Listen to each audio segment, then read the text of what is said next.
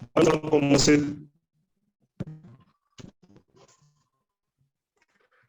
Ok. Bonsoir à tous. Bienvenue à notre troisième webinaire sur la neutralité carbone. Je suis Josué Ablon, chargé de production commerciale à la solution.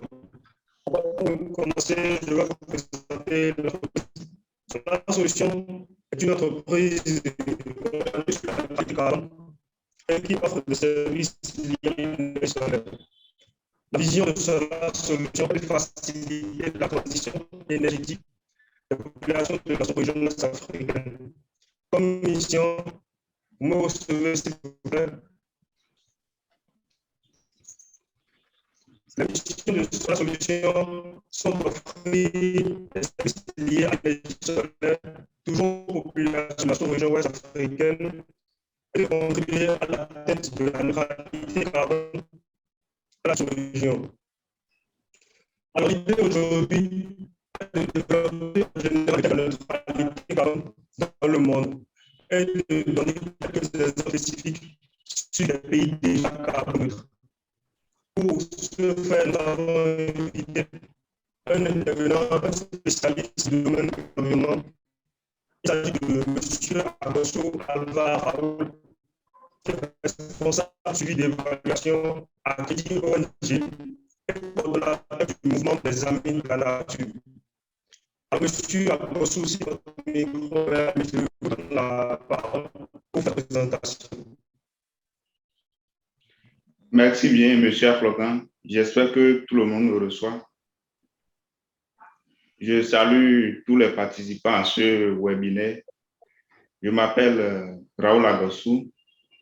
Je suis, comme l'a dit M. Aflogan, chargé de suivi évaluation à Crédit ONG. Crédit ONG qui est un centre régional de recherche et d'éducation pour un développement intégré. Et nous travaillons dans la protection de la nature. C'est à ce titre aussi qu'on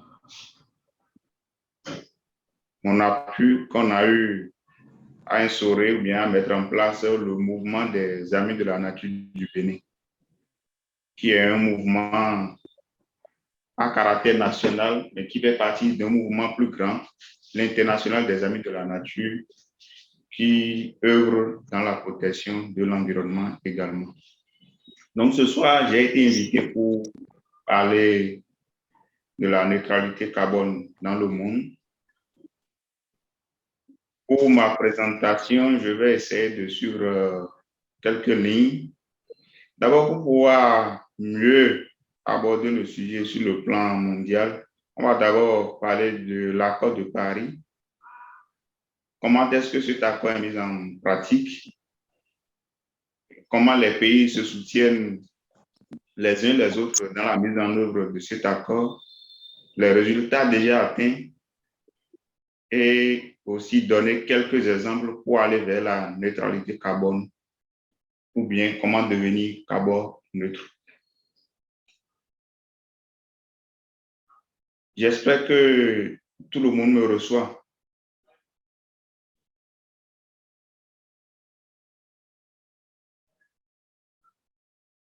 Monsieur Aflogan, pouvez-vous me faire signe si vous me recevez? Oui, je peux continuer s'il vous plaît. OK.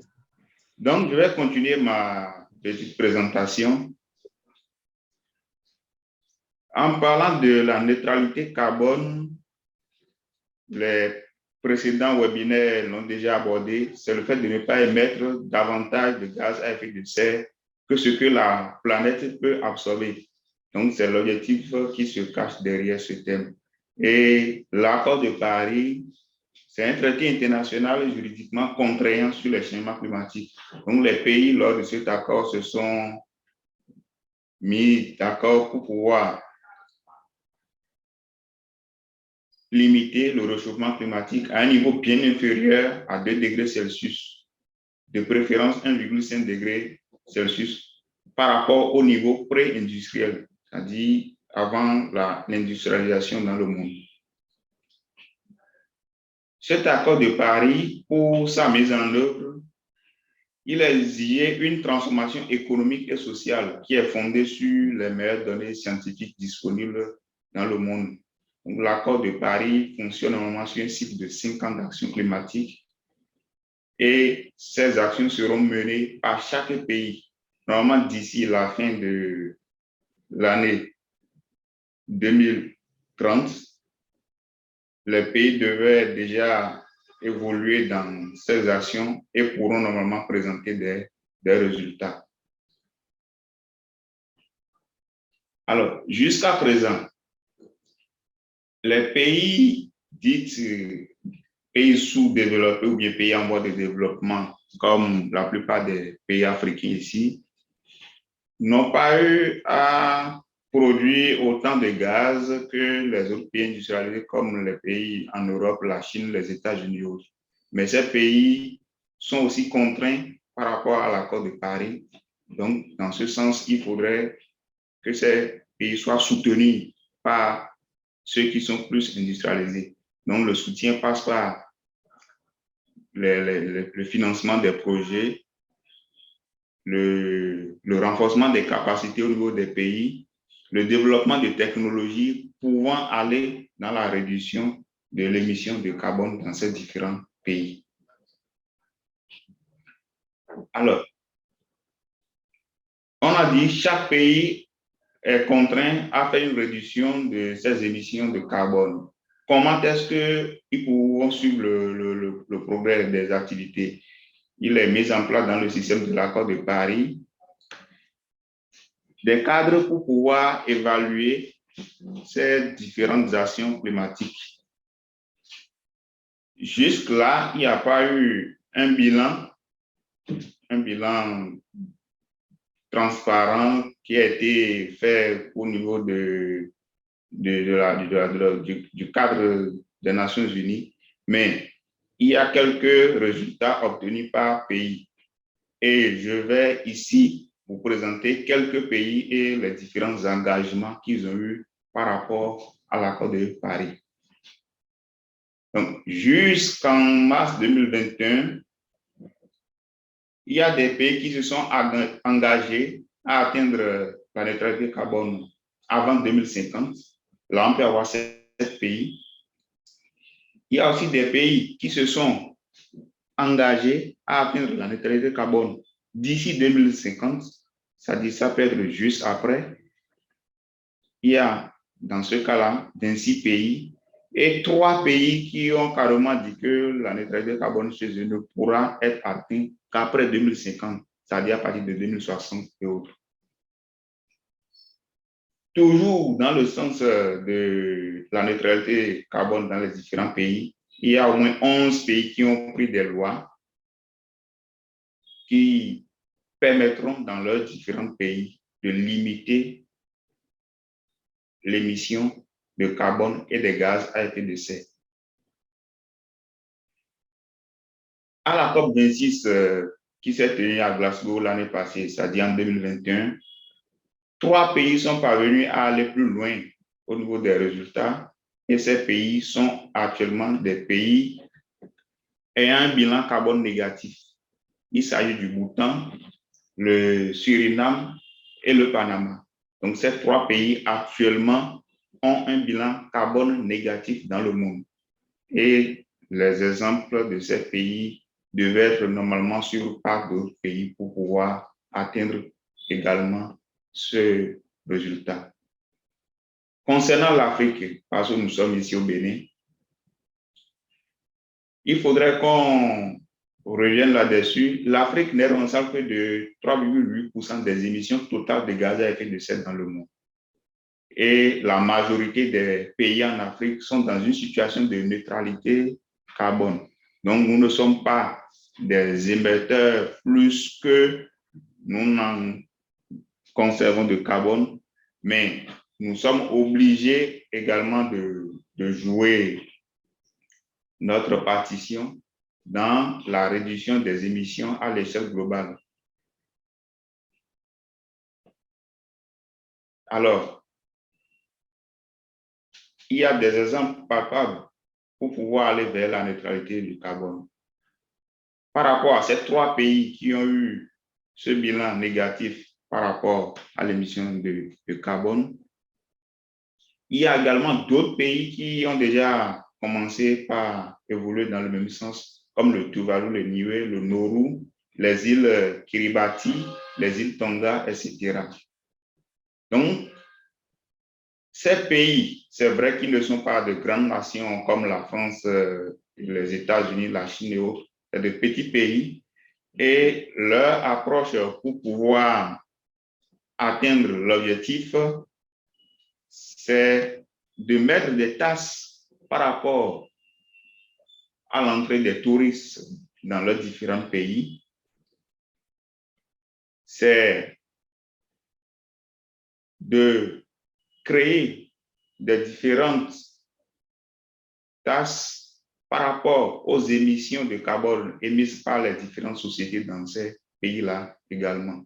Donc, ces pays ainsi arrivent à contraindre les entreprises et les particuliers qui sont des émetteurs d'importantes quantités de gaz à effet de serre à réduire leurs émissions et également à créer des puits de carbone pour pouvoir absorber une certaine quantité, ce qui amène ces pays-là à atteindre un niveau de bilan de carbone neutre. Pour la deuxième partie de notre présentation, nous allons aller sur l'action que nous devons mener pour pouvoir devenir carbone neutre.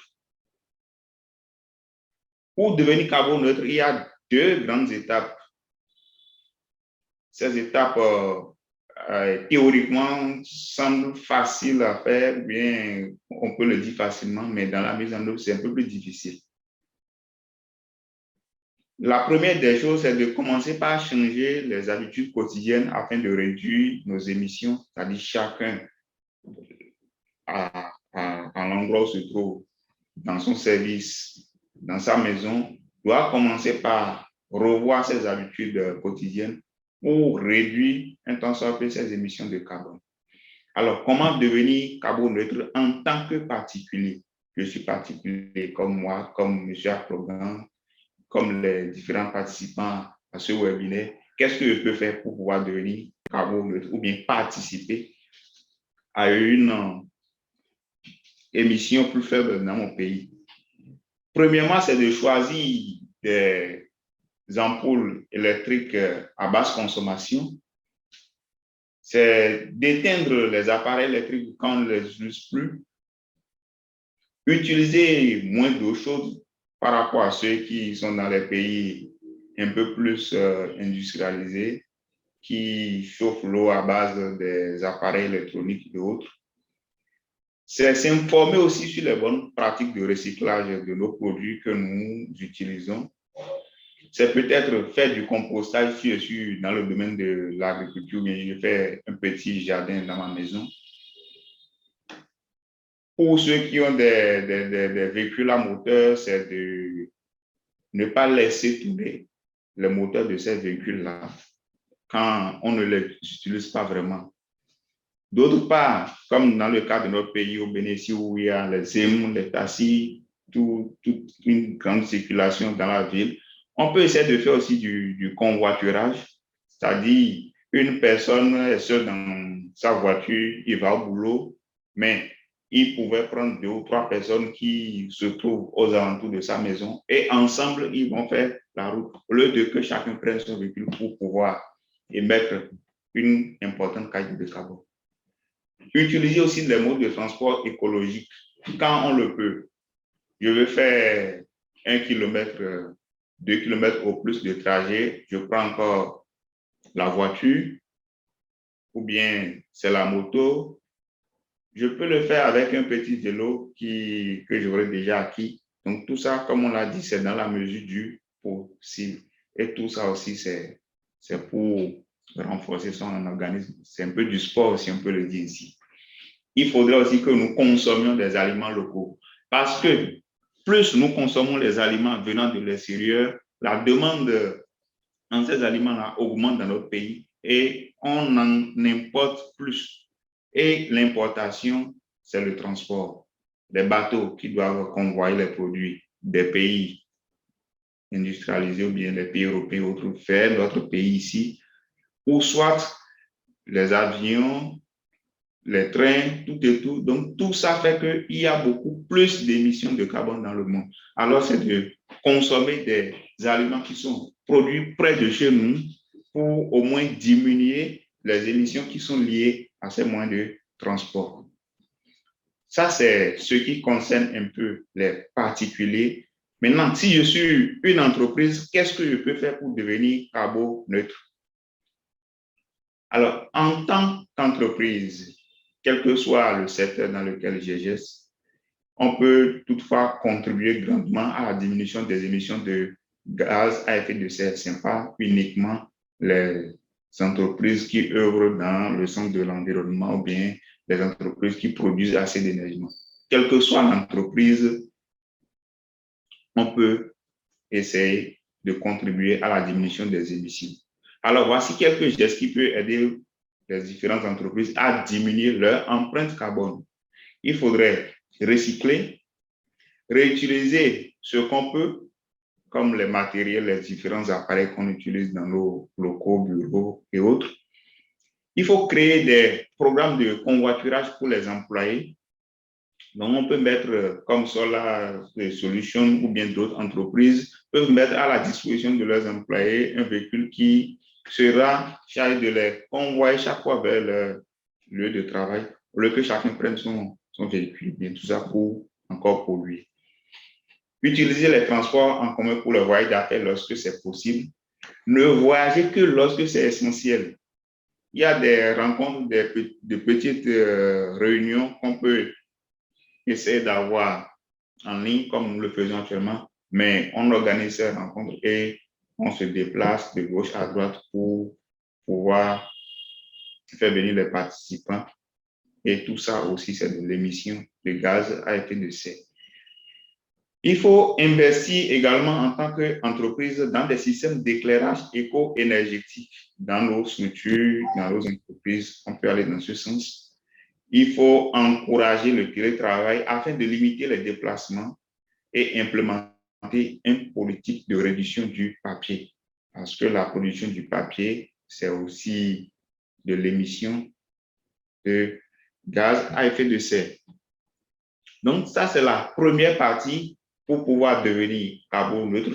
La deuxième étape pour aller vers la neutralité carbone, c'est de modifier la manière dont les entreprises fonctionnent. Alors, j'ai déjà changé mes habitudes, j'ai fait tout ce qu'il faut pour que l'entreprise... Mais est-ce que je peux ne pas du tout émettre de gaz à effet de serre? Ce n'est pas possible. Quel que soit le changement de comportement d'habitude que j'aurai, je vais toujours continuer à émettre des gaz à effet de serre. Seulement que la quantité serait diminuée. Maintenant, le peu que je continue d'émettre, comment est-ce que je peux faire pour pouvoir compenser ces émissions? Alors, il y a actuellement dans le monde plusieurs systèmes des entreprises qui essaient d'aider ou bien de contribuer à la réduction de ces différentes émissions. Et comme exemple, ici, nous avons le Green, je vérifie rapidement le nom, le Green Tripper. Le Green Tripper qui est une entreprise qui se charge d'évaluer nos empreintes carbone, c'est-à-dire l'émission de gaz à effet de serre que nous avons pu effectuer et de trouver des alternatives pour pouvoir compenser ces émissions-là. C'est surtout, évidemment, la plantation, c'est-à-dire la mise en terre des arbres, pour pouvoir capturer les gaz qui sont émis. Donc, je crois que ça a été déjà abordé dans les webinaires précédents. Ce point, c'est des structures, des entreprises qui financent des pays ou bien d'autres entreprises pour pouvoir planter des arbres dans leur pays ou bien dans leur région.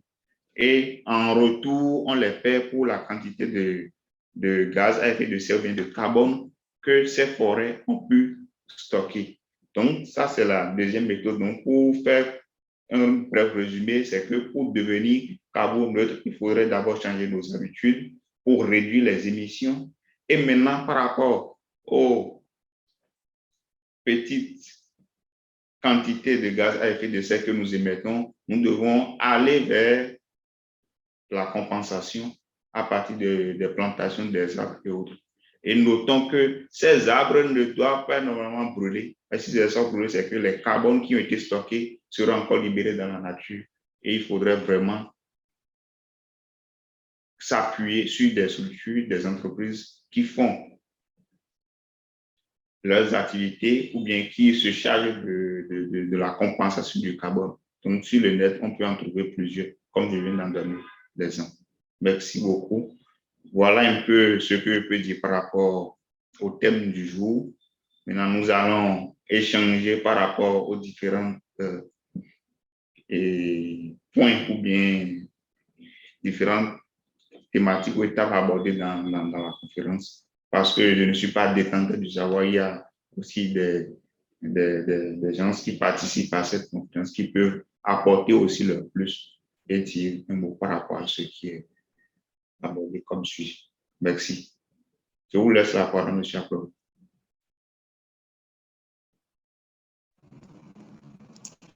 Okay. Merci beaucoup, M. Applaud, pour votre présentation.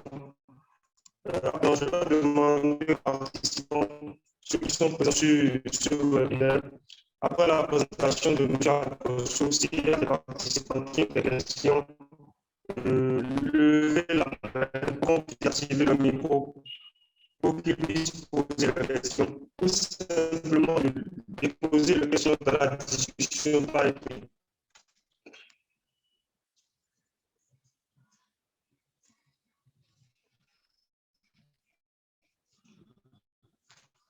J'espère que tout le monde nous soit.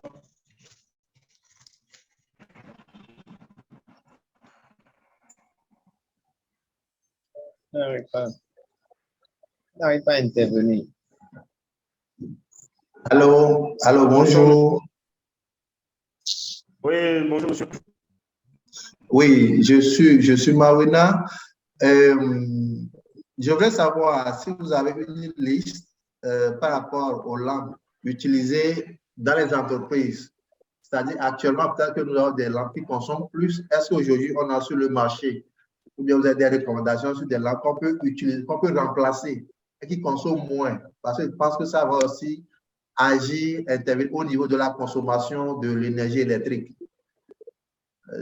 Donc, parce que si je peux avoir cette liste ou bien une réponse, je peux essayer de l'implémenter au niveau de ma société. Parce que souvent, on demande notre rapport de, je pense, c'est durabilité ou bien de protection. Donc, je pense que c'est bilan carbone, etc. Donc, c'est quelque chose qui peut aider moi personnellement. Merci.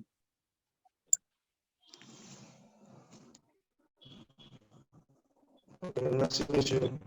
Monsieur Agosso, j'espère que vous avez reçu la question de monsieur Mawena. Oui. Merci, monsieur Mawena, pour votre question. J'ai bien noté la question. Vous avez demandé est-ce qu'il y a des lampes ou bien une liste de lampes qui peuvent être utilisées dans le cadre de la réduction des émissions de gaz à effet de serre, la consommation d'énergie. Bon, en ce qui concerne les lampes, je n'ai pas une liste exhaustive, mais ce qui est demandé souvent, c'est de regarder sur les boîtes de lampes, bien même sur les lampes, la quantité d'énergie que ça peut consommer par heure. Il y a des lampes de 3 watts, de 10 watts, etc. Et en plus de ça, il y a également les lampes économiques qui sont sur le marché. Je ne suis pas trop professionnel, bien, je n'ai pas trop des informations par rapport à cela. Je pense que sur la solution peut déjà nous aider dans ce sens en nous proposant peut-être des listes de combien de lampes qu'on peut avoir pour faible consommation d'énergie.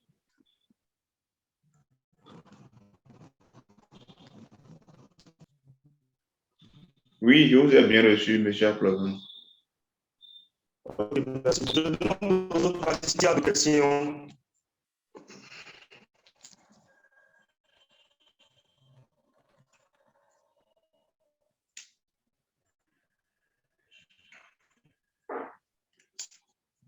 Est-ce qu'il y a des participants qui veulent poser des questions?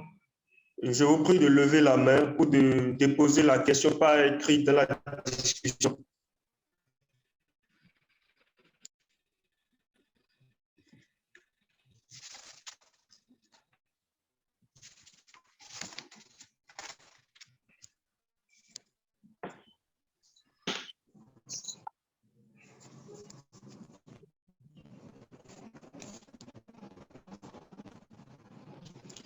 Si vous avez des questions, je vous prie de laisser la discussion ou de lever la main pour désactiver votre micro et poser votre question.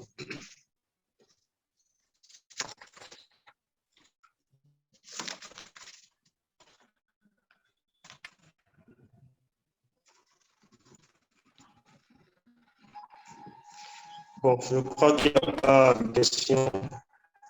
Est-ce qu'il n'y a pas de manifestation? Donc, si vous avez des choses à ajouter sur une dernière intervention peut-être.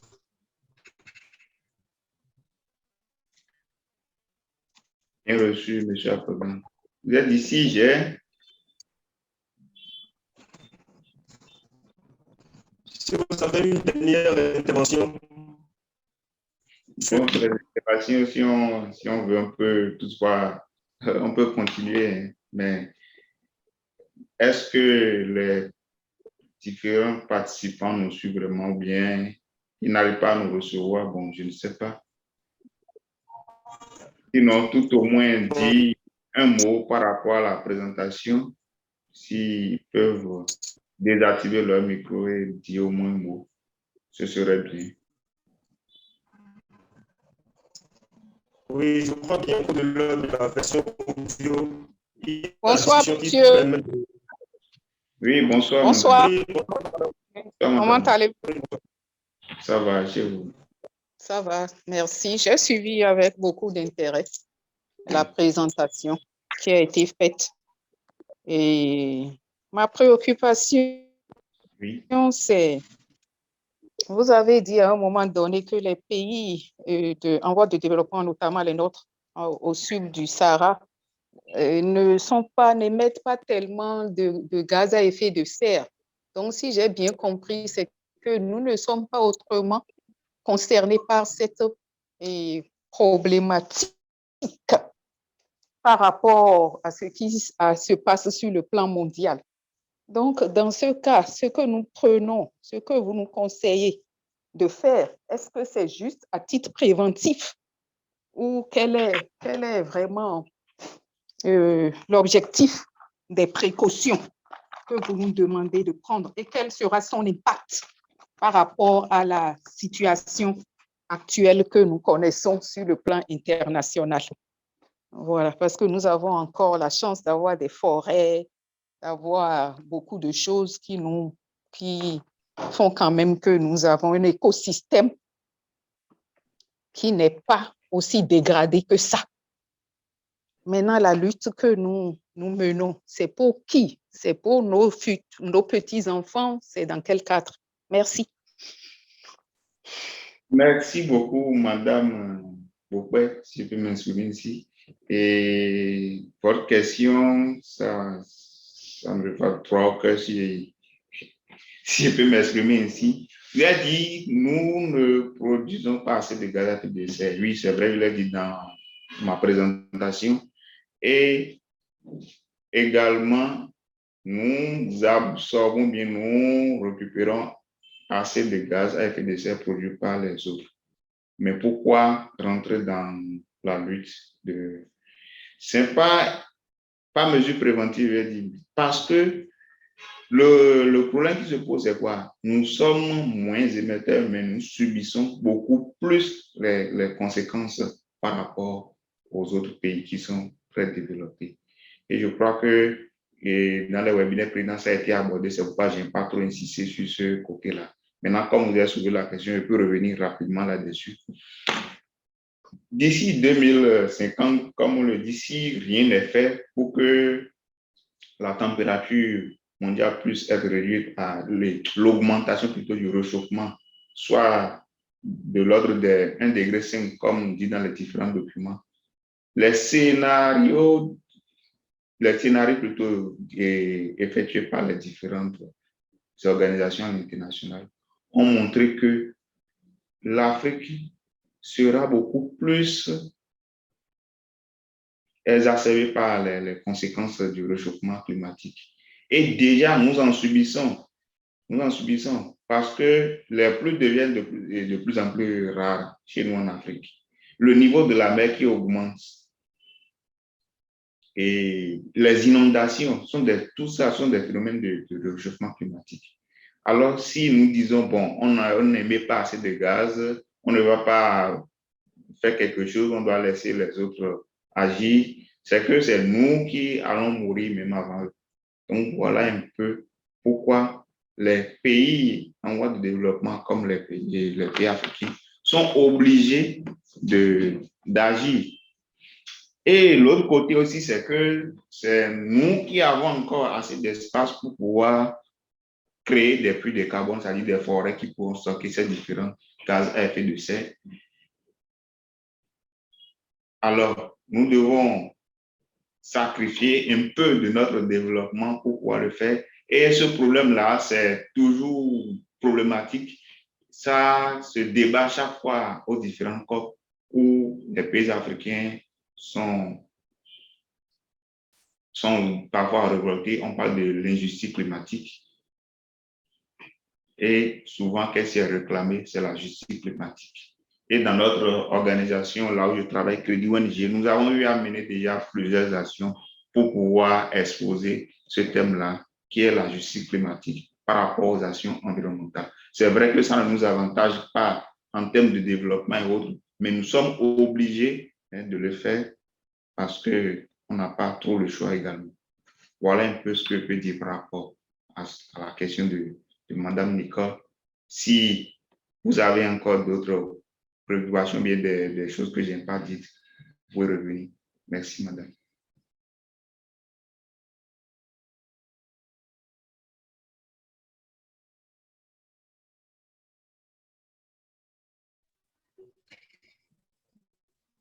Merci beaucoup, M. Alonso.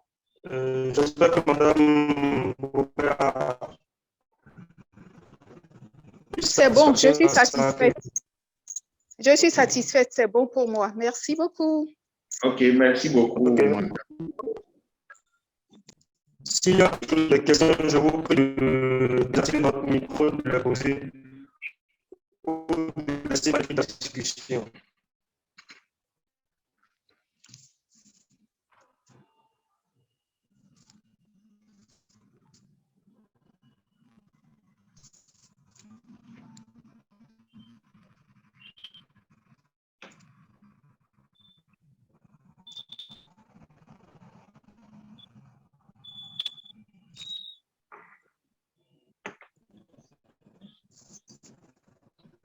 Bon, comme il n'y a pas de questions, je vais rapidement aborder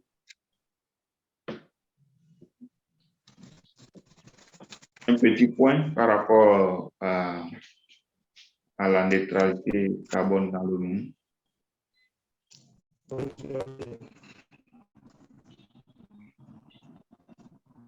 Il y a des pays qui, lors des différents accords, n'ont pas voulu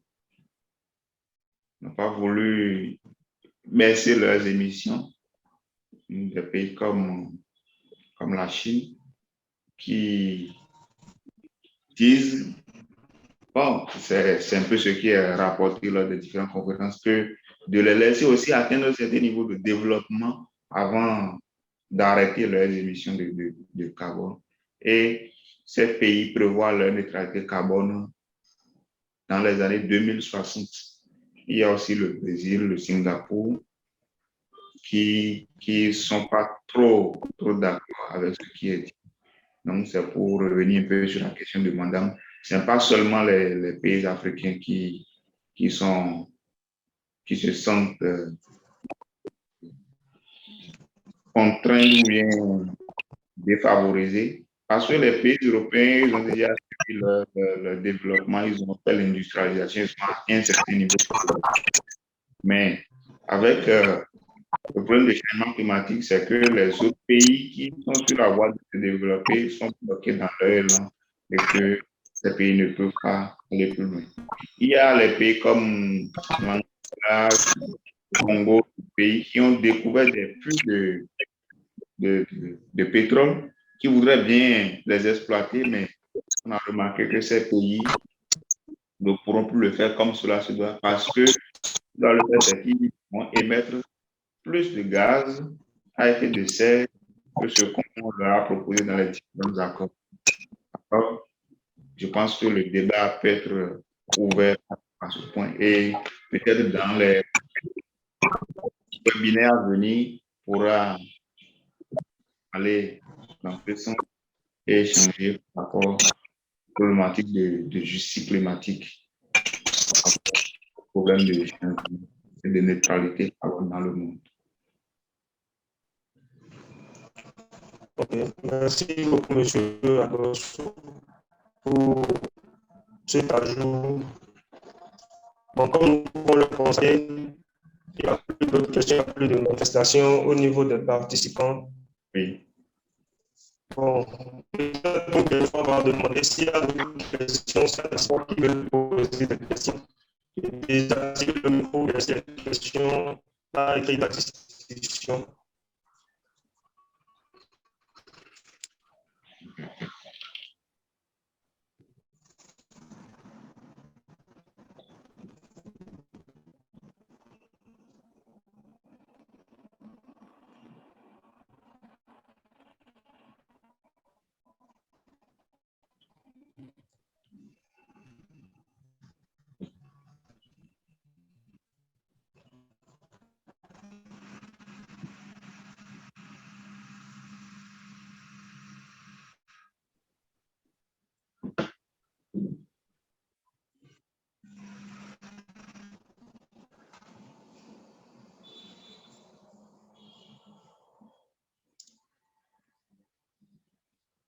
Alors, comme il n'y a pas de questions, nous allons mettre fin à la réunion. Nous sommes à la fin de notre 3e épisode des webinaires sur la neutralité carbone. Nous vous remercions de nous avoir suivis et nous remercions particulièrement M. Agosso pour sa présentation, pour ses explications. Vous pouvez nous suivre sur nos différents réseaux sociaux à travers Facebook, LinkedIn et YouTube. Et aussi retrouver les enregistrements de nos précédents webinaires sur notre page YouTube. Au cas où vous voudriez nous rejoindre directement, vous pouvez nous laisser un message par mail ou nous appeler directement. Notre mail, vous pouvez le constater sur le partage. Notre administration, contact@solasolution.africa. Au cas où vous voudriez du moins nous appeler directement.